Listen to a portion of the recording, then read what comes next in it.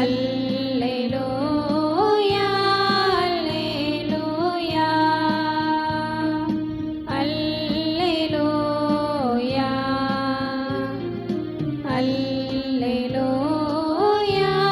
அல்லேலூயா அல்லேலூயா.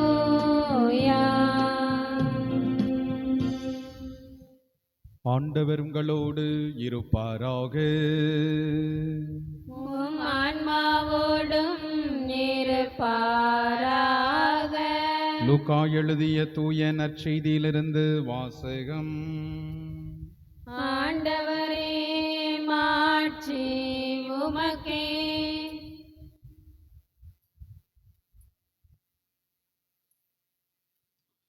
லூக்கா நற்செய்தி முதல் அதிகாரம் இறை வார்த்தைகள் 26 முதல். லூக்கா நற்செய்தி முதல் அதிகாரம் இறை வார்த்தைகள் 26 முதல். 6ஆம் மாதத்தில் கபிரியேல் என்னும் வானதூதரை கடவுள் கலிலேயாவில் உள்ள நாசரேத் என்னும் ஊரில் இருந்த ஒரு கன்னியிடம் அனுப்பினார். அவர் தாவீது குடும்பத்தினராகிய யோசேப்பு என்னும் பெயருடைய ஒருவருக்கு மன ஒப்பந்தமானவர். அவர் பெயர் மரியா. வானதூதர் மரியாவுக்கு தோன்றி, அருள்மிக பெற்றவரே வாழ்க, ஆண்டவர் உம்மோடு இருக்கிறார் என்றார். இவ்வார்த்தைகளை கேட்டு அவர் கலங்கி இந்த வாழ்த்து எத்தகையது என்று எண்ணிக்கொண்டிருந்தார். வானதூதர் அவரை பார்த்து, மரியா அஞ்ச வேண்டாம், கடவுளின் அருளை கண்டடைந்துள்ளீர். இதோ கருவுற்று ஒரு மகனை பெறுவீர், அவருக்கு இயேசு என்னும் பெயரிடுவீர். அவர் பெரியவராய் இருப்பார், உன்னத கடவுளின் மகன் எனப்படுவார். அவருடைய தந்தை தாவீதின் அரியணையை ஆண்டவராகிய கடவுள் அவருக்கு அளிப்பார். அவர் யாக்கோப்பின் குடும்பத்தின் மீது என்றென்றும் ஆட்சி செலுத்துவார், அவருடைய ஆட்சிக்கு முடிவே இராது என்றார். அதற்கு மரியா வானதூதரிடம், இது எப்படி நிகழும், நான் கன்னி ஆயிற்றே என்றார். வானதூதர் அவரிடம், தூய ஆவி உம்மீது வரும், உன்னத கடவுளின் வல்லமை உம்மேல் நிழலும், ஆதலால் உம்மிடம் பிறக்கப் போகும் குழந்தை தூயது, அக்குழந்தை இறைமகன் எனப்படும். உம் உறவினராய் எலிசபெத்தும் தம் முதிர்ந்த வயதில் ஒரு மகனை கருத்தரித்திருக்கிறார். கருவுற இயலாதவர் என்று சொல்லப்பட்ட அவருக்கு இது 6ஆம் மாதம், ஏனெனில் கடவுளால் இயலாது ஒன்றுமில்லை என்றார். பின்னர் மரியா, நான் ஆண்டவரின் அடிமை, உம் சொற்படி எனக்கு நிகழட்டும் என்றார். அப்பொழுது வானதூதர் அவரை விட்டு அகன்றார். ஆண்டவரின் அருள்வாக்கு. கிறிஸ்துவே உமக்கு புகழ். ஆண்டவர் இயேசுவில் அன்பு நிறைந்த சகோதர சகோதரிகளே, ஒரு சில பேருக்கு சந்தேகம் வந்திருக்கலாம், வெளியில் இவ்வளோ தூரம் ஜோடனை செய்துட்டு உள்ளுக்குள்ளே ஏன் சாமியார் பூச வைக்கிறார்னு சொல்லி ஒருவேளை சந்தேகம் வந்திருக்கலாம். ஏன்னா மழை பெஞ்சதுக்குள்ள கொஞ்சம் கூட ஒரு அறிகுறி கூட கிடையாது, முழுன்னு பெஞ்சுது. இப்போ பார்த்தா ரொம்ப கூலாக ஒரு சூழ்நிலை வெளியே நிலைகின்றது. என் அன்புக்குரிய சகோதர சகோதரிகளே, கடவுள் நம்ம எல்லா வகையிலும் ஆசீர்வதிக்கின்றார், வழி நடத்துகின்றார். நம்முடைய லூர்து அன்னையினுடைய கெபியை 2 ஆண்டுகளாக நாம் கொண்டாடி கொண்டிருக்கின்றோம். 3வது ஆண்டிலே அடியெடுத்து வைக்கக்கூடிய இந்த அற்புதமான சூழலிலே இந்த அன்னை வழியாக கடவுள் நமக்கு செய்த நன்மைகளுக்காக நாம் நன்றி சொல்ல கடமைப்பட்டிருக்கின்றோம். அதுவும் வணக்க மாதாவினுடைய திருவிழாவை இந்த நாளிலிருந்து கொண்டாட இருக்கின்றோம். இந்த அன்னையினுடைய பெருவிழாவை, இந்த அன்னையினுடைய திருவிழாவை விமரிசையாக ஏன் இந்த உலகம் கொண்டாடி கொண்டிருக்கின்றது? ஏன் அன்பு தாய் கன்னிமரியாளுக்கு மட்டும் இந்த மே மாதம் முழுவதுமாக ஒப்பு கொடுக்கப்பட்டிருக்கிறது என்பதை நாம் சிந்தித்து பார்க்க வேண்டும். அன்புக்குரிய சகோதர சகோதரிகளே, நம்முடைய அன்பு தாய் அன்னை மரியாள் நம் ஒவ்வொருவருக்கும் தாயாக இருக்கின்றாள், திருச்சபையின் தாயாக இருக்கின்றாள். நம்மை வழி நடத்தக்கூடியவராக, பரிந்து பேசக்கூடியவராக, எல்லா விதத்திலும் நம்மோடு பயணம் செய்யக்கூடிய ஒரு அன்பு தாயாக நாம் அன்னை மரியாளை நாம் போற்றுகின்றோம், புகழ்ந்து கொண்டிருக்கின்றோம். பிரியமான சகோதர சகோதரிகளே, இந்த மறையுரையிலே அன்னை மரியாளுடைய உண்மையான நம்பிக்கை என்ற தலைப்பிலே உங்களை சிந்திக்க நான் அன்போடு அழைக்கின்றேன். கேள்வி என்ன அப்படின்னா, அன்னை மரியாளை கடவுள் ஏன் தேர்ந்தெடுத்தார்? என் அன்புக்குரிய சகோதர சகோதரிகளே, கோடிக்கணக்கான பெண்கள் இந்த உலகத்திலே இருந்த பொழுது ஏன் கடவுள் அன்னை மரியாளை தன் திருமகன் கிறிஸ்துவுக்கு தாயாக தேர்ந்தெடுத்தார்? இந்த கேள்வி நாம் கேட்டு பார்க்க வேண்டும். இந்த கேள்வியை பிரிவினை சபை சகோதர சகோதரிகள் அன்னை மரியாளை பற்றி பேசுகின்ற போதெல்லாம் இந்த கேள்வியை நாம் சிந்தித்து பார்க்க வேண்டும். அவர்கள் சொல்லக்கூடிய காரணம் என்ன? அன்னை மரியாளுக்கு மரியாதை செலுத்தக்கூடாது, அன்னை மரியாளுக்கு உரிய வணக்கத்தை கொடுப்பது தவறு என்று சொல்லி விவாதித்துக் கொண்டிருக்கிறார்கள். எல்லாவற்றிற்கு மேலாக அன்னை மரியாளை ஒரு பொருட்டாக கருதுவது கூட அவர்கள் கிடையாது. அவர்கள் கூறும் காரணம் என்ன? ஒன்றே ஒன்றுதான். இயேசுவை பெற்றெடுத்த பின்பு அன்னை மரியாளுக்கு வேலை இல்லை என்பதுதான். இயேசுவை பெற்றெடுத்த பின்பு அவருடைய பணி முடிந்து விட்டது என்பதுதான். என் அன்புக்குரிய சகோதர சகோதரிகளே, இதைத்தான் பிரிவினை சபைகள் நமக்கு முன்வைக்கக்கூடிய கேள்வி. பல நேரத்திலே தெரிந்தோ தெரியாமலோ நாமும் இதே தவறுகளிலே நாமும் மூழ்கி இருக்கின்றோம். ஏன் அன்னை மரியாளுக்கு வணக்கம் செலுத்தணும்? ஏன் அன்னை மரியாளுக்கு மரியாதை செலுத்தணும்? ஒருவேளை அன்னை மரியாளுடைய பணி முடிந்து விட்டது, இனி அவளை ஒரு பொருட்டாக கருத வேண்டாம் என்றால் இந்த உலகத்தினுடைய எல்லா பெற்றோர்களுக்கும் அதே கதிதான். பெற்றெடுத்த பின்பு அவர்களுக்கு என்ன வேலை? அதை தான் நம்ம கேட்க போறோம். என் அன்புக்குரிய சகோதர சகோதரிகளே, 10 கட்டளைகளை நாம் வாசிக்கின்றோம். பிதாவையும் மாதாவையும் சங்கித்திருப்பாயாக, மதித்து நடக்க வேண்டும். எப்போ? கடைசி வரை. பிரியமான சகோதர சகோதரிகளே, ஆனால் இந்த கேள்வியை கேட்கக்கூடிய அவர்கள் இன்னொரு கேள்வியும் கேட்க அவர்கள் தவறிவிட்டார்கள். என்ன கேள்வி அப்படின்னா, ஏன் கடவுள் அன்னை மரியாளை தேர்ந்தெடுத்தார்? அன்னை மரியாளுக்கு ஏன் வணக்கம் செலுத்த வேண்டும்? அன்னை மரியாளுக்கு ஏன் மரியாதை செலுத்த வேண்டும் என்ற கேள்வியை கேட்கக்கூடிய அவர்கள் இந்த கேள்வி கேட்க தவறிவிடுகிறார்கள். ஏன் அன்னை மரியாளை கடவுள் தேர்ந்தெடுத்தார், ஏன் மற்றவர்களை தேர்ந்தெடுக்கவில்லை என்பதுதான். பிரியமான சகோதர சகோதரிகளே, வாசிக்கப்பட்ட நற்செய்தி வாசகத்திலே கபிரியேல் தூதர் அன்னை மரியாளிடம் வருகின்றார். அருள் நிறைந்தவரே நீர் வாழ்க, ஆண்டவர் உம்மோடு இருக்கிறார் என்று சொல்லி வாழ்த்தை சொல்வதை பார்க்கின்றோம். நம்ம கூட கேட்கலாம், ஃபாதர் இந்த வார்த்தையில் அப்படி என்ன இருக்கு, அப்படி எதைத்தான் இந்த வார்த்தையை கொண்டாட வேண்டும் என்று கூட நாம் கேள்விகளை கேட்கலாம்.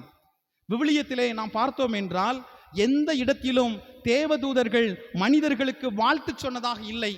மாறாக மனிதர்கள் தான் தேவதூதர்களுக்கு வாழ்த்து சொல்லி இருக்கிறார்கள். விவிலியத்திலே நாம் பார்க்கின்றோம். அது ஆபிரகாமாக இருக்கட்டும், மோயிசனாக இருக்கட்டும், யோசுவாவாக இருக்கட்டும், பிள்ளையாமாக இருக்கட்டும், அல்லது இறைவாக்கினர் தானியலாக இருக்கட்டும், அவர்கள் எல்லோரும் தூதர்களை சந்தித்த போது இந்த மனிதர்கள் தான் தேவதூதர்களுக்கு வாழ்த்து சொன்னார்கள். தேவதூதர்கள் ஒருபோதும் மனிதர்களுக்கு வாழ்த்து சொல்லவில்லை என்பதை விவிலியத்திலிருந்து ஆழமாக நாம் கற்றுக்கொள்ளலாம்.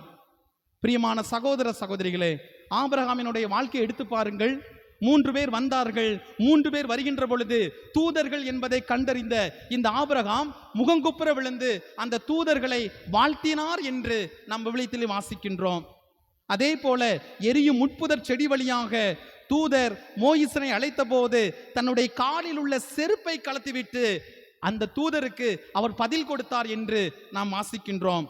அதே போல யோசுவா புத்தகத்திலே நாம் வாசிக்கின்றோம், இந்த எரிக்கோ மதில் சுவரை எப்படி தகர்ப்பது, இந்த எரிக்கோ மதில் கோட்டையை எப்படி உடைப்பது என்று சொல்லி நினைத்து கொண்டிருந்த இந்த யோசுவா அதிகாலையிலே தூங்கிக் கொண்டிருந்த பொழுது திடீரென்று அவருக்கு ஒரு கனவு வருகின்றது. அந்த கனவு என்ன? அவரது வீட்டு முன்பு, அவர் தூங்கிக் கொண்டிருந்த அந்த கூடாரத்தின் முன்பு ஒருவர் வாளோடு நிற்பதை அவர் கனவில் காண்கின்றார். இந்த யோசுவா தைரியமான ஒரு மனிதர் தான். அந்த மனிதர் கேட்கின்றார், யோசுவா அந்த மனிதரிடம் கேட்கிறார், நீ இஸ்ராயேல் இனத்தனா அல்லது எதிரி கூட்டத்தை சேர்ந்தவனா என்று கேட்ட பொழுது அந்த மனிதர் சொல்கின்றார், இதோ நான் கடவுள் அனுப்பிய தூதன் என்று குறிப்பிடுகின்றார். நான் கடவுள் அனுப்பிய தூதன். உடனடியாக இந்த யோசுவா செய்த காரியம் என்ன தெரியுமா? முகங்குப்புற விழுந்து அந்த தூதனை அவர் வாழ்த்தினார், வணங்கினார் என்று சொல்லப்படுகின்றது. அந்த தூதன் யாராக இருக்க முடியும்? தூய மிக்கேல் அதிதூதராக இருக்க முடியும். என் அன்புக்குரிய சகோதர சகோதரிகளே, ஆண்டவர் சொன்னார், நான் இங்கு வந்திருக்கின்றேன். இந்த எரிக்கோ மதில் சுவரை பற்றி நீ கவலைப்பட்டு கொண்டிருக்கிறாய். ஆண்டவர் அனுப்பிய தூதர் என்று சொன்னபோது யோசுவா முகங்குப்புற விழுந்து வணங்கினார் என்று சொல்லி விவிலியத்திலே வாசிக்கின்றோம். ஆனால் இன்றைய நற்செய்தியிலே கபிரியேல் தூதர், இந்த பிரிவினை சபை சகோதர சகோதரிகள் சொல்கிறார்கள், சாதாரண பெண் என்று சொல்கிறார்கள். அந்த சாதாரண பெண்ணிடம் தான் அருள் நிறைந்தவளே வாழ்க, ஆண்டவர் உம்மோடு இருக்கிறார் என்று குறிப்பிடுகின்றார். பிரியமான சகோதர சகோதரிகளே, அந்த காலத்திலே அடிமைகள் தான் தன்னுடைய எஜமானை அவர்கள் வாழ்க என்று சொல்வார்கள். அந்த காலகட்டத்தில் பார்க்கிறோம் அரசியல்வாதிகளை, அவர் வாழ்க வாழ்க வாழ்க என்று சொல்லி கோஷம் போடக்கூடிய இன்றைய ஒரு சூழலில், அன்று தேவ தூதன் கபிரியேல் தூதர் அன்னை மரியாளை பார்த்து அருள் நிறைந்தவளே வாழ்க என்று சொன்னார் என்றால், அந்த வாழ்த்து இந்த உலகத்திலே எந்த மனிதருக்கும் கிடைக்காத ஒரு வாழ்த்து என்பதை நாம் உணர்ந்து கொள்ள வேண்டும். பிரியமான சகோதர சகோதரிகளே, நாம் சிந்தித்து பார்க்கின்ற பொழுது இன்னைக்கு மரியே வாழ்க என்று சொன்னால் நிச்சயமாக நம்மால் சொல்ல முடியும். ஆனால் பிரிவினை சபை சகோதர சகோதரிகளால் சொல்ல முடியாது, மரியே வாழ்க என்று சொல்ல முடியாது. ஏன் தெரியுமா? அவர்கள் மிக்கேல் அதிதூதரை விட அவங்க பெரிய புனிதர்கள். மிக்கேல் அதிதூதர் என்ன செஞ்சாரு? வந்தாரு, அங்க யோசுவாவை சந்திக்க வந்தார். கபிரியேல் அதிதூதர் என்ன செஞ்சாரு? அன்னை மரியாளை சந்திக்க வந்தார். ரஃபேல் அதிதூதர் என்ன செஞ்சாரு? தோபித்து புத்தகத்துல பார்க்கிறோம். இந்த தூதர்கள் எல்லாம் வரக்கூடிய ஒரு சூழலிலே கபிரியேல் தூதர் அன்னை மரியாளை வாழ்த்தினார். ஆனா இவங்க என்ன செய்ய மாட்டாங்க? வாழ்த்துவது கிடையாது. ஏன் தெரியுமா? இவர்கள் கபிரியேல் தூதரை விட பெரிய புண்ணியவான்கள், பெரிய புனிதர்கள் என்ற ஒரு நினைப்பு. என் அன்புக்குரிய சகோதர சகோதரிகளை, நாம் ஒவ்வொருவருமே நினைத்து பார்க்க வேண்டும். இந்த கபிரியேல் தூதர் யாருடைய கட்டளையின் நிமித்தமாக வந்திருக்க வேண்டும்? நிச்சயமாக அவர் கடவுளுடைய கட்டளை நிமித்தமாக வந்திருக்க வேண்டும். தானாக வர முடியாது. அதனாலதான் சொல்வாரு, செக்கரியாட்ட சொல்வாரு, இந்த பாரு, புழு புழுன்னு பேசிட்டு இருக்காத, நான் கடவுளின் முன்னால் பணி செய்யக்கூடியவன். கடவுள் எனக்கு சொன்னதை நான் சொல்வதற்காகத்தான் வந்திருக்கின்றேன். உன் கேள்விகள் என்ன செய்ய முடியாது, பதில் சொல்ல முடியாது என்று சொல்லி அவருடைய வாயை அடைத்து விட்டு சொல்வார். கடவுள் சொன்னதை சொல்வதற்காக வந்திருக்கக்கூடிய கபிரியேல் தூதர் ஆண்டவருடைய கட்டளையை அன்னை மரியாளுக்கு கொடுக்கின்றார். தூதர்கள் தானாக பேச முடியாது. கடவுள் என்ன சொல்லியிருக்காரோ அதைத்தான் பேச முடியும். அப்ப கடவுள் என்ன சொல்லியிருக்கிறாரு? நீ போய் அன்னை மரியாள்கிட்ட என்ன சொல்லணும்? அருள் நிறைந்தவளே வாழ்க, ஆண்டவர் உம்மோடு இருக்கிறார். ஆண்டவர் ஏத்துக்கிட்டாரு. இவங்களுக்கு எங்க வந்துச்சுன்னு தெரியல, இவங்களுக்கு எங்க வந்ததுன்னு தெரியல. என் அன்புக்குரிய சகோதர சகோதரிகளை, இன்னொரு கேள்வியும் கேட்டு பார்க்கணும். ஏன் அன்னை மரியாள் அருள் நிறைந்தவர்? இந்த வார்த்தையும் நான் கேட்டு பார்க்க வேண்டும். அருள் என்றால் என்ன? ஒருவேளை 2 மார்க் கேள்வியில கேட்கணும்னு வச்சுக்கோங்களேன், வாட் இஸ் கிரேஸ் அப்படி கேட்கணும்னு வச்சுக்கோங்களேன், என்ன பதில் சொல்ல முடியும்? என் அன்புக்குரிய சகோதர சகோதரிகளே, சமஸ்கிருதத்துல கிருபை என்று சொல்கிறோம், தமிழ்ல அருள் என்று சொல்கின்றோம். அப்போ இந்த கிரேஸ், இந்த அருள், இந்த கிருபை என்றால் என்ன? இந்த கேள்வி கேட்டு பார்த்தோம் அப்படின்னா புனித தாமஸ் அக்வினாஸ் மிக தெளிவாக குறிப்பிடுகின்றார். அதாவது மனிதர்கள் மீட்பு பெறுவதற்காக இறைவன் கொடுக்கக்கூடிய இலவச கொடைதான் இந்த அருள். மனிதர்கள் மீட்பு பெறுவதற்காக இறைவன் கொடுக்கக்கூடிய இலவச கொடைதான் இந்த அருள் என்று சொல்லப்படுகிறது. இது எல்லாருக்கும் கொடுக்கப்படுகின்றது. எனவேதான் அன்னை மரியாளுக்கும் இந்த கொடை கொடுக்கப்படுகின்றது. ஆனா என்ன வித்தியாசம் அப்படின்னா, நாம பாவம் செய்கின்ற பொழுது அந்த அருளை இழந்து விடுகின்றோம். நாம் பாவம் செய்கின்ற போது அந்த அருளை இழந்து விடுகின்றோம். அதனாலதான் என்ன செய்ய முடியல, கபிரியேல் தூதரோ மற்ற தூதர்களோ நம்மகிட்ட என்ன செய்ய முடியல, அருள் நிறைந்தவளே வாழ்க என்று சொல்லி என்ன செய்ய முடியல, நமக்கு வாழ்த்து சொல்ல முடியல. அன்னை மரியாளுக்கு மட்டும்தான் அப்படி ஒரு வாழ்த்து சொல்லப்பட்டது. ஆனால் இந்த கிரேஸை அல்லது இந்த அருளை, இந்த மகிமையை அல்லது இந்த ஆற்றலை நாம் எப்படி பெற்றுக்கொள்ள முடியும் என்றால், மீண்டும் கடவுளோடு நாம் ஒப்புரவாகும் போது அதை நாம் பெற்றுக்கொள்கின்றோம். அதைத்தான் தாய் திருச்சபை மிக தெளிவாக நமக்கு வைத்திருக்கின்றது. பாவ சங்கீதனம் என்ற ஒப்புரவு அருட்சாதனத்தை வைக்கின்றது. பிரியமான சகோதர சகோதரிகளே, பாவமே செய்யாததால் தான் பெற்ற அருளை அன்னை மரியாள் கடைசி வரை அவர் வைத்திருக்கின்றார். அன்னை மரியாளை போல நாம் வாழ வேண்டும் என்பதுதான் இந்த நாளில் நமக்கு கொடுக்கப்பட்ட ஆசீர்வாதமான வாழ்க்கை. அன்னை மரியாளை போல வாழ வேண்டும். என் அன்புக்குரிய சகோதர சகோதரிகளே, அன்னை மரியாளுக்கு சொல்லப்பட்ட வாழ்த்து தகுதியும் நீதியுமானது. நம்ம என்ன செய்யக்கூடாது? குழம்பி போயிடக்கூடாது, குழப்பப்பட்டுறக்கூடாது. சும்மா என்ன செய்யக்கூடாது? அக்கில் பைபிளை தூக்கிட்டு வந்துட்டு ஏதாவது ஒன்று சொல்லும் போது என்ன செய்யக்கூடாது? மூளையை விட்டுறக்கூடாது. நாம் எல்லாருமே மூளை உள்ள ஆட்கள், மூளை உள்ள ஆட்கள், கடவுளுடைய ஆசீர் பெற்ற ஆட்கள். நமக்கு சொல்ல தெரியணும். யாராவது ஒருத்தர் வந்து அன்னை மரியாளை பற்றி சொல்கின்ற பொழுது நாம் தெளிவான விளக்கத்தை சொல்லணும். என் அன்புக்குரிய சகோதர சகோதரிகளே, அதைத்தான் ஆண்டவர் நமக்கு குறிப்பிடுகிறார். கபிரியேல் தூதர் ஏற்றுக்கொண்டார், அவரை அனுப்பிய கடவுள் ஏற்றுக்கொண்டார். நாம ஏற்றுக்கொள்றதுல நமக்கு என்ன பிரச்சனை? அதைத்தான் நாம் சிந்தித்து பார்க்க வேண்டும். என் அன்புக்குரிய சகோதர சகோதரிகளே, ஆண்டவர் உம்முடன் இருக்கின்றார். அடுத்த வரியாக நாம் பார்க்கின்றோம், ஆண்டவர் உம்முடன் இருக்கின்றார். பிரியமான சகோதர சகோதரிகளே, இயேசுவை அன்னை மரியாள் தன் உதிரத்தில் தாங்கும் முன்பே ஆண்டவர் அன்னை மரியாளோடு இருந்தார் என்பதை நாம் ஏற்றுக்கொள்ள வேண்டும். இரண்டாவதாக, இயேசுவை தன்னுடைய உதிரத்தில் ஏற்றுக்கொள்வதற்கு முன்பே ஆண்டவர் அன்னை மரியாளோடு இருந்தார். அதைத்தான் சொல்றாரு, ஆண்டவர் உம்மோடு இருக்கிறார் என்று சொல்லி. அல்லது போன மாசம் இருந்தாரு அல்லது அடுத்த மாசம் இருப்பாரு, அப்படி இல்லை. மாறாக ஆண்டவர் சொன்ன வார்த்தை இதுதான், ஆண்டவர் உம்மோடு இருக்கிறார் என்று. என் அன்புக்குரிய சகோதர சகோதரிகளே, ஏன் அன்னை மரியாளோடு ஆண்டவர் இருக்கின்றார் என்பதை ஒருவேளை சற்று சிந்தித்து பார்க்க வேண்டும் என்றால் என்ன செய்யணும்? ஒரு பிளாஷ்பேக் போனோம், பைபிளுக்கு பின்னாடி போனோம். யோசுவா புத்தகத்திலே அதிகாரம் 1 இறைவசனம் 8-9 நாம் எடுத்து வாசிக்கணும். 8-9 எடுத்து நாம் வாசித்து பார்க்கணும், அதை மனப்பாடமா வச்சுக்கணும். யோசுவா புத்தகம் அதிகாரம் 1 இறைவசனம் 8-9. அதில் இவ்வாறு சொல்லப்படுகிறது, இந்த திருச்சட்ட நூலை உன் முன் நின்று அகற்றாதே, இரவும் பகலும் இதனை தியானம் செய். இதை தியானம் செய்து அனைத்தையும் கடைபிடிப்பதில் கவனமாயிரு. அப்போதுதான் நீ செல்லும் இடமெல்லாம் நலம் பெறுவாய், வெற்றி காண்பாய். நான் உனக்கு கட்டளையிடவில்லையா? வீறுகொள், துணிந்துகொள், அஞ்சாதே, கவலைப்படாதே. ஏனெனில் உன் கடவுளும் ஆண்டவருமான நான் நீ செல்லும் இடமெல்லாம் உன்னோடு இருப்பேன் என்று அந்த வசனம் முடிவு பெறுகின்றது. அப்போ ஆண்டவர் உம்முடன் இருக்கின்றார். ஆண்டவர் நம்மோடு இருக்க வேண்டும் என்றால் நாம் செய்யக்கூடிய காரியம் 3. முதலாவதாக, திருச்சட்ட நூலை நினைத்து நாம் எல்லா காரியத்தையும் செய்ய வேண்டும். அந்த திருச்சட்டத்தை இரவும் பகலும் தியானம் செய்யக்கூடியவர்களாக மாற்ற வேண்டும். மூன்றாவதாக, அந்த திருச்சட்ட நூலை கடைபிடிப்பதில் கவனம் செலுத்த வேண்டும். இந்த 3ஐயும் நாம் செய்கின்ற பொழுது ஆண்டவர் நம்மோடு இருக்கிறார் என்பதை நாம் உணர்ந்து கொள்ள முடியும். அன்னை மரியாள் இந்த 3ஐயும் செய்தால், பாரம்பரியம் சொல்கிறது, அன்னை மரியாளுக்கு எப்போது கபிரியேல் தூதர் வந்தார் என்று பார்க்கின்ற பொழுது அவள் ஆலயத்திலே வேலை செய்து கொண்டிருந்தாள், திருப்பாடல்களை அவள் பாடிக்கொண்டிருந்தாள். அப்பொழுதுதான் கபிரியேல் தூதர் அன்னை மரியாளுக்கு செய்தி கொடுத்தார் என்று சொல்லி பாரம்பரியம் சொல்கின்றது. என் பிரியமான சகோதர சகோதரிகளே, அன்னை மரியாள் கடவுளுக்கு பிரியமான வாழ்க்கையை, கடவுளுக்கு உகந்த வாழ்க்கையை அவர் வாழ்ந்து வந்தார்.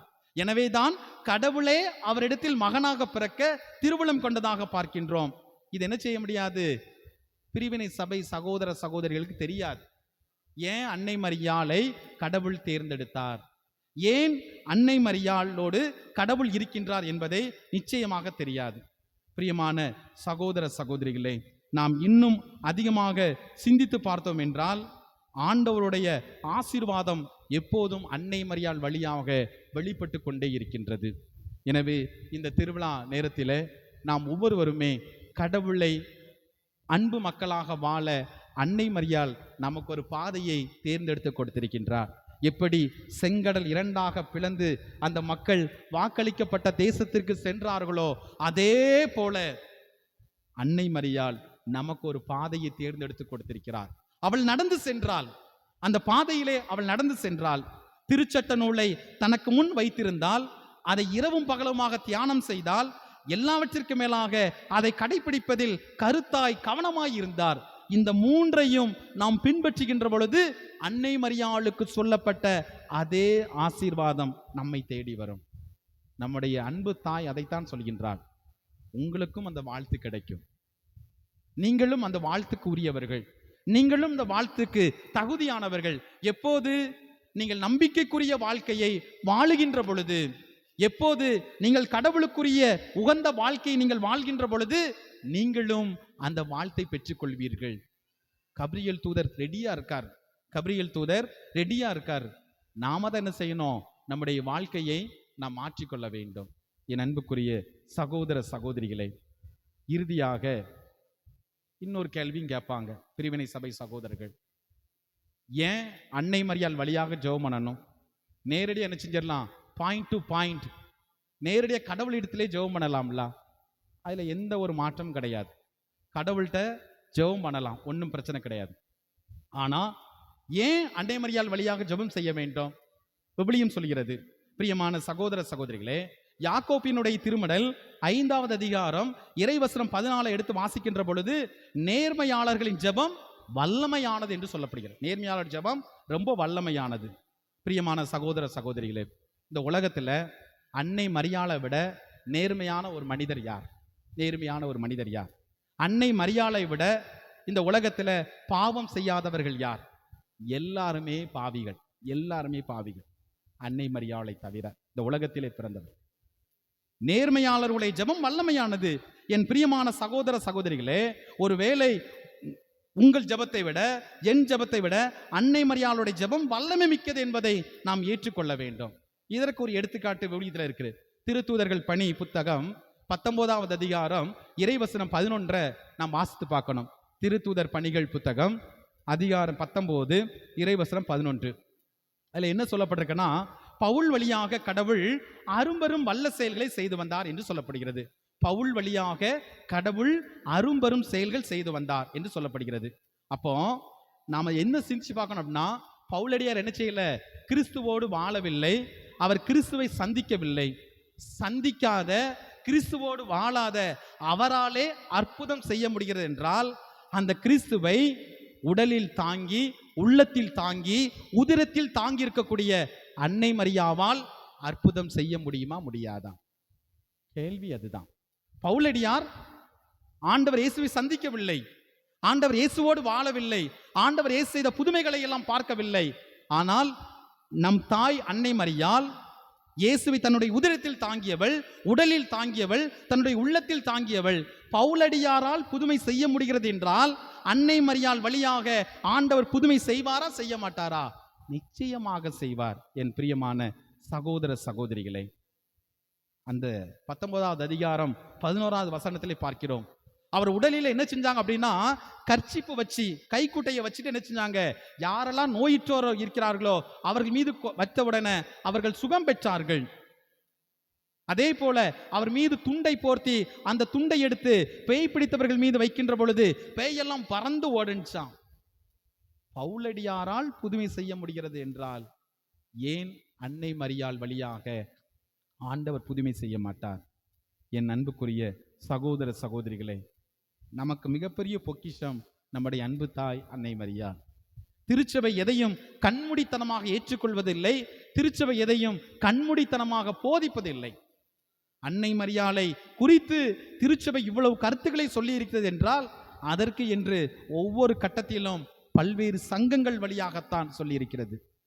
பிரியமான சகோதர சகோதரிகளே, அந்த அன்னை மரியாளை போல வாழ்வோம். ஏன் கடவுள் அன்னை மரியாளை தேர்ந்தெடுத்தார்? அந்த கேள்வி அவர்கள் கேட்க வேண்டும். அதே போல ஏன் அன்னை மரியாளோடு ஆண்டவர் இருந்தார்? அந்த கேள்வியை கேட்டு பார்க்க வேண்டும். ஏன் அன்னை மரியாள் வழியாக நாம் ஜெபிக்க கூடாது? இந்த கேள்வியை கேட்டு பார்க்க வேண்டும். இந்த 3 கேள்விகளும் இந்த நாளிலே நமது உள்ளத்தை நிரப்பட்டும். ஆமேன்.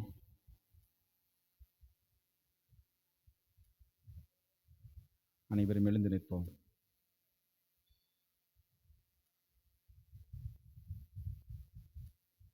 போங்கம்மா.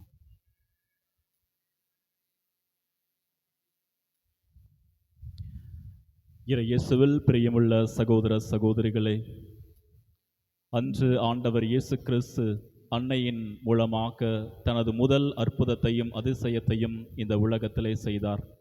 இன்றும் அவர் வழியாக பல அற்புதங்களையும் அதிசயங்களையும் செய்கின்றார் என்ற ஆழ்ந்த விசுவாசத்தோடும் அசைங்க முடியாத நம்பிக்கையோடும் அன்னை வழியாக ஆண்டவரிடத்திலே நமது மன்றாட்டுகள் அனைத்தையும் சமர்ப்பிப்போம். அன்னை மரியின் மைந்தனே எம் இறைவா, எம் திரு அவையை வழி நடத்தும் திருத்தந்தை, ஆயர்கள், குருக்கள், கன்னியர், துறவரத்தார் ஆகியோர் அனைவரும் உம் பணியை தங்கள் வாழ்வாக்கி இறை மக்களை இறையரசின் பாதையில் நடத்தி செல்ல வேண்டுமென கடவுளின் அருளை பெற்ற லூர்தன்னை வழியாக இறைவா உம்மை மன்றாடுகிறோம். ஆண்டவரே, எங்கள் மன்றாட்டை கேட்டருளும். அன்னை மரியின் மைந்தனே எம் இறைவா, எம் நாட்டை ஆளும் தலைவர்கள் நாட்டையும் நாட்டு மக்களையும் நல்வழியில் நடத்தி செல்ல வேண்டுமென விண்ணகத்தின் திறவுகோலாம் எம் லூர்தனை வழியாக இறைவா உம்மை மன்றாடுகிறோம். ஆண்டவரே, எங்கள் மன்றாட்டை கேட்டருளும். அன்னை மரியின் மைந்தனே எம் இறைவா, எம்மூர் இளைஞர் இளம்பெண்கள் அனைவரும் தீய பழக்க வழக்கங்களுக்கு தங்களை அடிமைப்படுத்தி கொள்ளாமல் உம்மை பின்பற்றவர்களாய் உமக்கு உகந்த வாழ்க்கை வாழ வேண்டுமென இறை உடலை இதயத்தில் சுமந்த எம் லூர்தன்னை வழியாக இறைவா உம்மை மன்றாடுகிறோம். ஆண்டவரே, எங்கள் மன்றாட்டை கேட்டருளும். அன்னை மரியின் மைந்தனே எம் இறைவா, உம் தாயின் திருவிழாவாகிய இன்று இங்கு கூடி வந்துள்ள அனைவரையும் ஆசீர்வதியும். எம் ஊர் மக்கள் அனைவரும் ஒற்றுமையோடு வாழ்ந்திடவும் ஆலய வழிபாடுகளில் நிறைவாக கலந்து உமக்கு உகந்த மக்களாக வாழ வேண்டும் என்று இறைவா உம்மை மன்றாடுகிறோம். ஆண்டவரே, எங்கள் மன்றாட்டை கேட்டருளும். நமது அனைத்து தனிப்பட்ட தேவைகளையும் ஆண்டவர் பாதத்திலே அமைதியாக எடுத்துரைத்து மன்றாடுவோம்.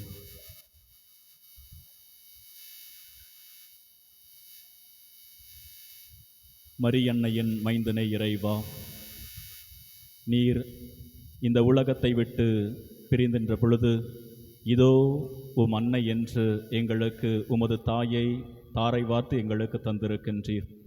இதோ அன்னையின் மூலமாக நாங்கள் ஏறெடுக்கக்கூடிய இந்த அனைத்து மன்றாட்டுக்களையும் எங்களுக்கு செவிசாய்த்திரள வேண்டும் என்று எங்கள் ஆண்டவராகிய இயேசு கிறிஸ்து வழியாக உம்மை மன்றாடுகின்றோம். ஆமென்.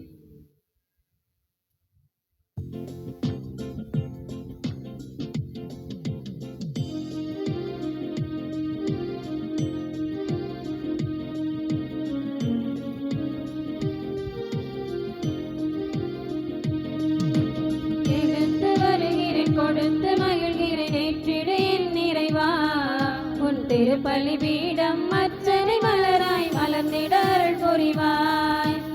எடுத்து வருகிறேன் கொடுத்து மகிழ்கிறேன் ஏற்றிடு என் நிறைவா, உன் திருப்பலி பீடம் அச்சனை மலராய் மலர்ந்திட அருள் புரிவாய்.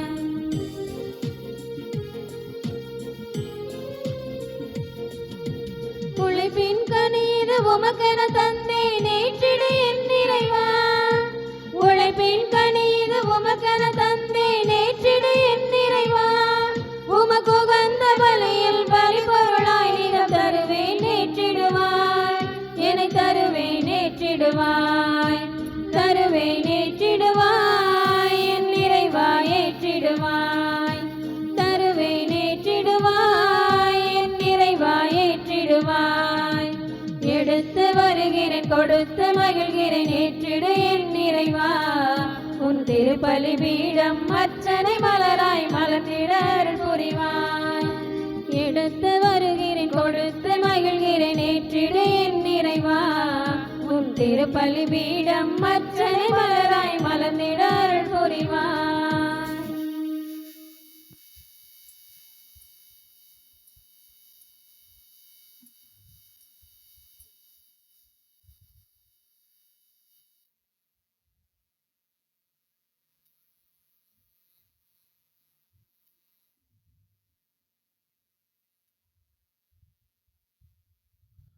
அன்புமிக்க சகோதர சகோதரிகளே, என்னுடையதும் உங்களிடதுமான இப்பலி எல்லாம் வல்ல தந்தையாக இறைவனுக்கு ஏற்றதாகும்படி மன்றாடுங்கள்.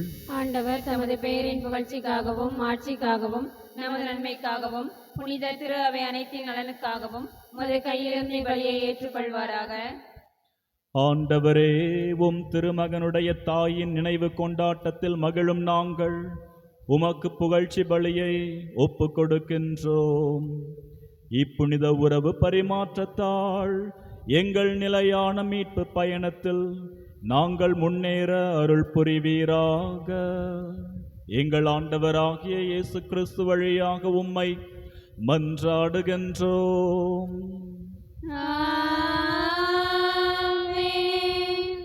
ஆண்டவர் உங்களோடு இருப்பாராக. உம் ஆன்மாவோடும் இதயங்களை மேலே எழுப்புங்கள். ஆண்டவரிடம் எழுப்பியுள்ளோம். நம் இறைவனாகிய ஆண்டவருக்கு நன்றி கூறுவோம். அதுவே தகுதியும் நீதியும் ஆனதே. ஆண்டவரே, தூயவரான தந்தையே, என்றுமுள்ள எல்லாம் வல்ல இறைவா, எந்நாளும் எவ்விடத்திலும் நாங்கள் உமக்கு நன்றி செலுத்துவதும், எப்பொழுதும் கன்னியான புனித மரியாவின் பெருவிழாவில் நாங்கள் உம்மை போற்றி புகழ்ந்து மாட்சிப்படுத்துவதும் மெய்யாகவே தகுதியும் நீதியும் ஆகும். எங்கள் கடமையும் மீட்புக்குரிய செயலுமாகும். தூயாவி நிழலிட்டதால் அந்த அன்னை உம்முடைய ஒரே திருமகனை கருத்தாங்கி தமது கன்னிமையின் மாட்சியில் நிலைத்து நின்று நிலையான ஒளியாகிய எங்கள் ஆண்டவர் இயேசு கிறிஸ்துவை உலகுக்கு அளித்தார். அவர் வழியாகவே உமது மாண்பை வானதூதர் புகழ்கின்றனர். தலைமை தாங்குவோர் உம்மை வழிபடுகின்றனர். அதிகாரம் செலுத்துவோர் உம் திருமுன் நடுங்குகின்றனர். வானங்களும் அவற்றிலுள்ள ஆற்றல்களும் செராஃபின்களும் ஒன்று கூடி அக்களித்து கொண்டாடுகின்றனர். அவர்களோடு எங்கள் குரலையும் சேர்த்து கொள்ளுமாறு நாங்கள் உம்மை தாழ்மையுடன் இறைஞ்சி புகழ்ந்து பாடுவதாவது: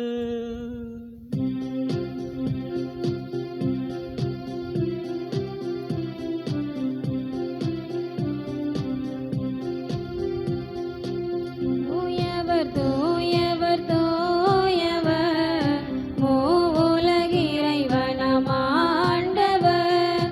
விண்ணகமும் மண்ணகமும் உமது மாட்சியால் நிறைந்துள்ளன. உன்னதங்களிலே ஓசானா, உன்னதங்களிலே ஓசானா. ஆண்டவர் பெயரால் வருகிறவர் ஆசி பெற்றவர். உன்னதங்களிலே ஓசானா, உன்னதங்களிலே ஓசானா.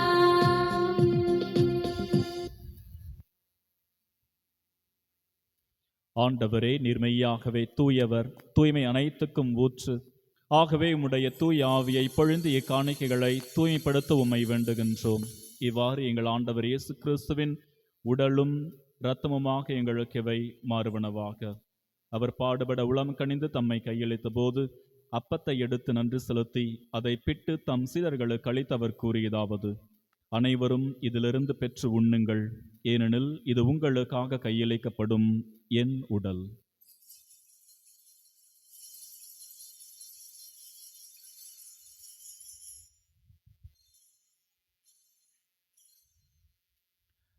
அவ்வண்ணமே இரவு விருந்தை அருந்திய பின் கிண்ணத்தையும் எடுத்து மீண்டும் உமக்கு நன்றி கூறி தம் சீடர்களுக்கு அளித்து அவர் கூறியதாவது: அனைவரும் இதிலிருந்து பெற்று பருகுங்கள், ஏனெனில் இது புதிய நிலையான உடன்படிக்கைக்குரிய என் இரத்தத்தின் கிண்ணம்.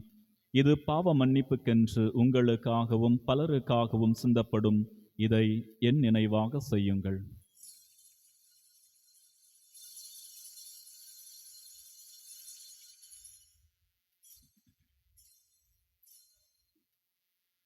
நம்பிக்கையின் மறைபொருள். ஆண்டவரே, நீர் வருமளவும் உமது இறப்பினை அறிக்கையிடுகின்றோம், உமது உயிர்ப்பினையும் எடுத்துரைக்கின்றோம். ஆகவே ஆண்டவரே, நாங்கள் கிறிஸ்துவின் இறப்பினையும் உயிர்ப்பினையும் நினைவு கூர்ந்து வாழ்வு தரும் அப்பத்தையும் மீட்பளிக்கும் கிண்ணத்தையும் உமக்கு ஒப்புக் கொடுக்கின்றோம். உம் திருமுன் நின்று உமக்கு ஊழியம் புரிய தகுந்தவர்களென எங்களை ஏற்றுக்கொண்டீர். எனவே உமக்கு நன்றி செலுத்துகின்றோம். மேலும் கிறிஸ்துவின் உடலிலும் இரத்தத்திலும் பங்கு கொள்ளும் எங்களை தூய ஆவியார் ஒன்று சேர்க்க வேண்டுமென உம்மை தாழ்மையுடன் மன்றாடுகின்றோம். ஆண்டவரே, உலகமெல்லாம் பரவியிருக்கும் ஒரு திரு அவையை நினைவு கூர்ந்தருளும். எங்கள் பாப்பரசர் லியோ, எங்கள் ஆயர் அந்தோணிசாமி ஆண்டகை, எல்லா திருநிலையினர் ஆகிய அனைவரோடும் உமது திரு அவை அன்பில் நிறைவு பெறச் செய்தருளும். ஆண்டவரே, எம்முடைய அன்பு தாய் அன்னை மரியாள் வழியாக எங்களுக்கும் எங்கள் குடும்பத்திற்கும் எங்கள் ஊருக்கும் எத்தனையோ நன்மைகளை செய்து கொண்டே இருக்கின்றீர். அதே அன்னை வழியாக இந்த நாளிலே நாங்கள் முன்னெடுக்கக்கூடிய எங்களுடைய தேவைகளையும் நீ நிறைவேற்றியருளும். கானாவூரில் பரிந்து பேசிய அந்த அன்னை எங்களுக்காக, எங்களது குடும்பத்துக்காக, குடும்ப தேவைகளுக்காக பரிந்து பேசுகின்ற பொழுது நீர் முகம் கோணாமல் அதை நிறைவேற்றி கொடுத்தருளும். தந்தையே, உயிர்த்தலும் எதிர்நோக்குடன் தொழில் கொள்ளும் எங்கள் சகோதர சகோதரிகளையும் இறந்து போன ஆன்மாக்கள் அனைவரையும் இரக்கத்தோடு நினைவு கூர்ந்து உமது திருமுக ஒளியினுள் ஏற்றுள்ளோம். எங்கள் அனைவர் மீதும் இரக்கமாயிரும். கடவுளின் கன்னித்தாயான பரிசுத்த எம்முடைய அன்பு தாய், எங்கள் ஊரின் பாதுகாவலி புனித மரியா, அவருடைய அன்பு கணவரான புனித யோசேப்பு, புனித திருத்தூதர்கள், இவ்வுலகில் உகந்தவராயிருந்த புனிதர்களோடு சேர்ந்து தோழமை உறவில் உம்மை புகழ்ந்தைத்தும் மரமருள்ள உம்மை மன்றாடுகிறோம்.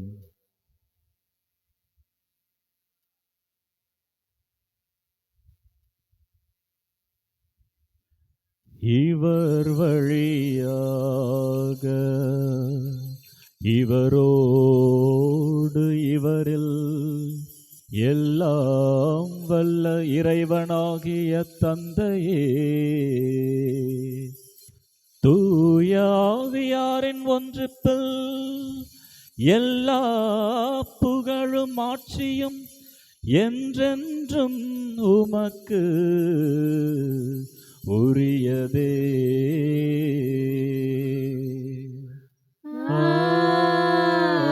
ஆமென். ஆமென். ஆமென். மீட்பரின் கட்டளையால் கற்பிக்கப்பட்டு இறை படிப்பினையால் பயிற்சி பெற்ற நாம் துணிந்து பாடுவோம். விண்ணுலகில் இருக்கிற எங்கள் தந்தையே, உமது பெயர் தூயது என போற்ற பெருக. உமது ஆட்சி வருக. உமது திருவுளம் விண்ணுலகில் நிறைவேறுவது போல மண்ணுலகிலும் நிறைவேறுக. எங்கள் அன்றாட உணவை இன்று எங்களுக்கு தாரும். எங்களுக்கு எதிராக குற்றம் செய்வோரை நாங்கள் மன்னிப்பது போல எங்கள் குற்றங்களை மன்னியும். எங்களை சோதனைக்கு உட்படுத்தாதேயும், தீமையிலிருந்து எங்களை விடுவித்தருளும். ஆண்டவரே, தீமை அனைத்திலிருந்தும் எங்களை விடுவித்து எங்கள் வாழ்நாளில் அமைதியை கனிவுடன் அருள உம்மை மன்றாடுகின்றோம். உமது இரக்கத்தின் உதவியால் நாங்கள் பாவத்திலிருந்து எப்போதும் விடுதலை பெற்று யாதொரு கலக்கமுமின்றி நலமாயிருப்போமாக. நாங்கள் எதிர்நோக்கி இருக்கும் பேரின்பத்துக்காகவும் என் மீட்பராகிய இயேசு கிறிஸ்துவின் வருகைக்காகவும் காத்திருக்கின்றோம். ஏனெனில் ஆட்சியும் வல்லமையும் மாட்சியும் என்றென்றும் உமதே. ஆண்டவரே இயேசு கிறிஸ்துவே, அமைதியை உங்களுக்கு விட்டு செல்கின்றேன், என் அமைதியையே உங்களுக்கு அளிக்கின்றேன் என்று உம் திருத்தூதர்களுக்கு மொழிந்தீரே. எங்கள் பாவங்களை பாராமல் உமது திரு அவையின் நம்பிக்கையை கண்ணோக்கி உமது திருவுளத்திற்கேற்பதற்கு அமைதியையும் ஒற்றுமையையும் அளித்தருள்வீராக. என்றென்றும் வாழ்ந்து ஆட்சி செய்கின்றவர் நீரே. ஆமென். ஆண்டவர் வழங்கும் அருளும் அமைதியும் உங்கள் அனைவரோடும் இருப்பதாக. உம் ஆன்மாவோடும் இருப்பதாக. உயிர்த்த ஆண்டவர் இந்த உலகத்திற்கு விட்டு சென்ற நிலையான அமைதியை ஒருவர் மற்றவரோடு பகிர்ந்து மகிழ்வோம்.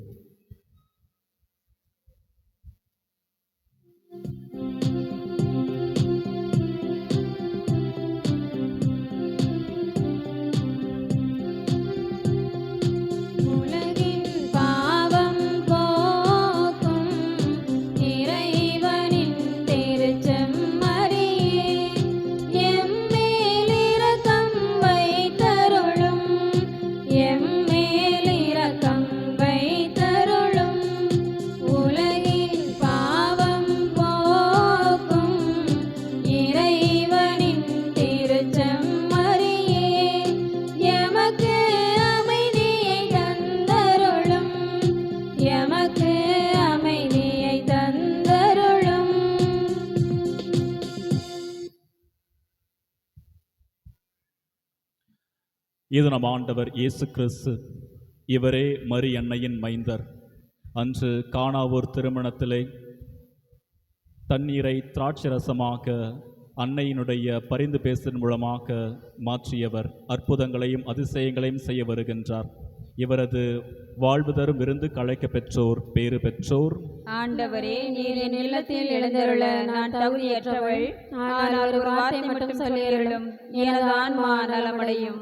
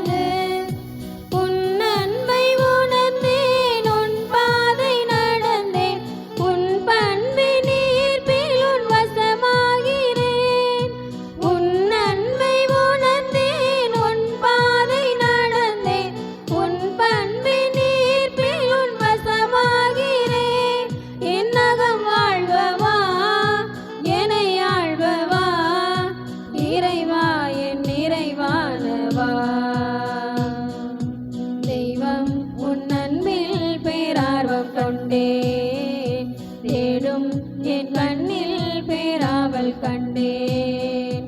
தெய்வம் உன் அன்பில் பேரார்வம் கொண்டேன். தேடும் என் கண்ணில் பேராவல் கண்டேன்.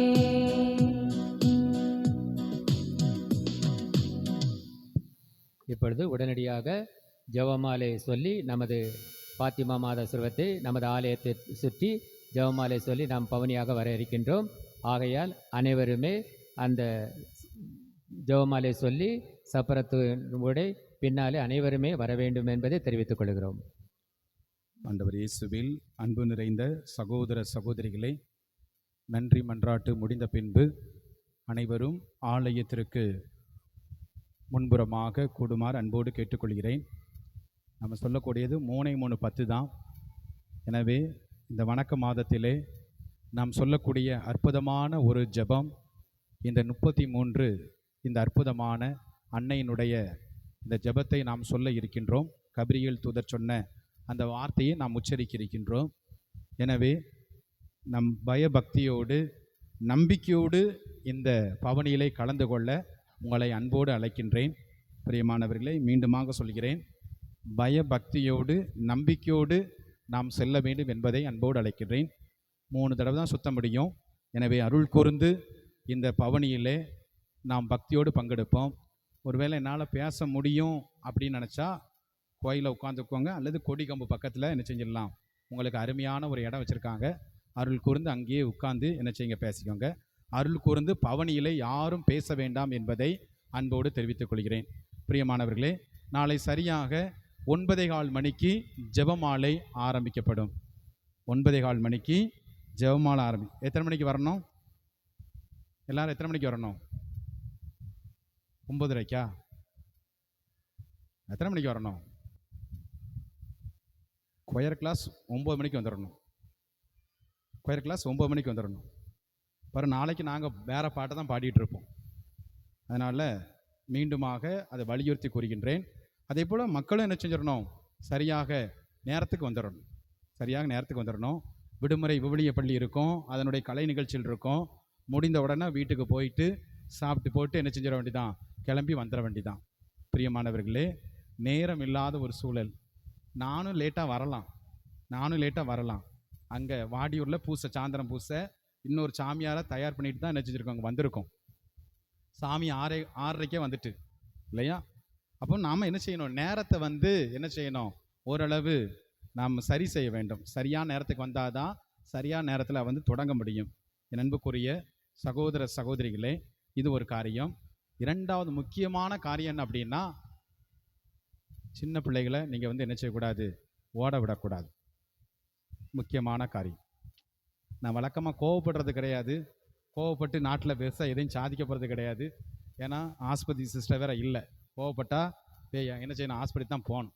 அதனால் அன்புக்குரியவர்களே, சின்ன பிள்ளைகளை என்ன செய்யலாம், கட்டாயம் கூட்டு வரணும், ஞான காரியங்களை ஈடுபடுத்தணும். ஓடி ஆடி விளையாட சொல்லக்கூடாது. ஏன்னா ஏன் நம்பிக்கை மட்டும் இல்லை, ஏன் பக்தியும் இல்லை, பக்கத்தில் உள்ள ஆளோ பக்தி என்ன செய்யுது, பாதிக்கப்படுகிறது. இதை நான் ரொம்ப கோபத்துலலாம் சொல்லலை, உண்மையிலே சொல்லக்கூடிய ஒரு காரியம். அதனால் அருள் கூர்ந்து எந்த ஒரு விழாவாக இருக்கட்டும், எந்த ஒரு திருப்பலியாக இருக்கட்டும், சின்ன பிள்ளையில நீங்கள் பத்திரமா என்ன செஞ்சுக்கோங்க, உங்கள் மடியில் வச்சுக்கோங்க. எப்பவுமே சொல்லிக் கொடுங்களேன், ஞான காரியங்கள் எப்பவுமே சொல்லிக் கொடுங்க. கோயிலில் என்ன செய்யக்கூடாது, ஓடக்கூடாது. கோயிலில் என்ன செய்யக்கூடாது, இது பண்ணக்கூடாது. இதை விட ஒரு பெரிய கூத்து என்னென்னா, இப்போ இல்லை, காலில் ஒரு பூட்ஸ் ஒன்று போட்டு விடுவாங்க, சிலுக்கு சிலுக்கு சிலுக்குன்னு வரும். அதனால் ரொம்ப எச்சரிக்கையாக இருக்கும். என்னை போல மற்றவர்களும் ஜெபம் பண்ணிகிட்டு இருக்காங்க, அவர்களுக்கு என்ன செய்யக்கூடாது, நான் தொந்தரவாக இருக்கக்கூடாது.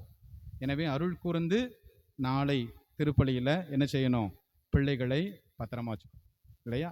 அல்லது என்ன செய்யலாம், கிரவுண்டு பெருசு அங்கே தூக்கிக்கொண்டு யாருக்கும் தொந்தரவு கொடுக்காத வகையில் என்ன செய்யணும், நாம் பார்த்து கொள்ள வேண்டும் என்பதை அன்போடு தெரிவித்துக் கொள்கிறேன். முடிந்த பின்பு எல்லோருக்கும் உணவு ஏற்பாடு செய்யப்பட்டிருக்கிறது. அந்த உணவிலும் எல்லோரும் கலந்து கொள்ள அன்போடு கேட்டுக்கொள்கிறேன். நன்றி மன்றாட்டுக்காக எழுந்து நிற்போம்.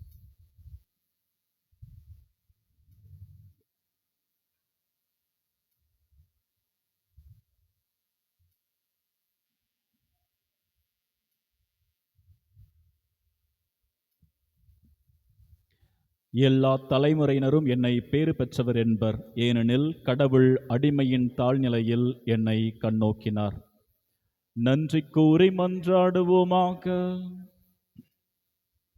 ஆண்டவரே, விண்ணக உணவால் ஊட்டம் பெற்றுள்ள நாங்கள் உம்மை கெஞ்சி வேண்டுகின்றோம். அருள்மிகு கன்னியிடம் பிறந்தவும் திருமகனை இவ்வருளடையாளத்தின் வழியாக உட்கொண்டுள்ளோம். அதனால் எங்கள் சொற்களால் அவரை அறிவிக்கவும் செயல்களால் அவரை பற்றி கொள்ளவும் அருள்வீராக. என்றென்றும் வாழ்ந்து ஆட்சி செய்கின்றவர் வழியாக உம்மை மன்றாடுகின்றோம்.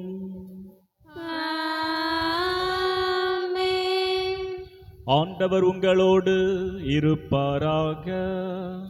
உம் ஆன்மாவோடும் இருப்பாராக. எல்லாம் வல்ல இறைவன் தந்தை, மகன், தூயாவியார் உங்களை ஆசீர்வதிப்பாராக.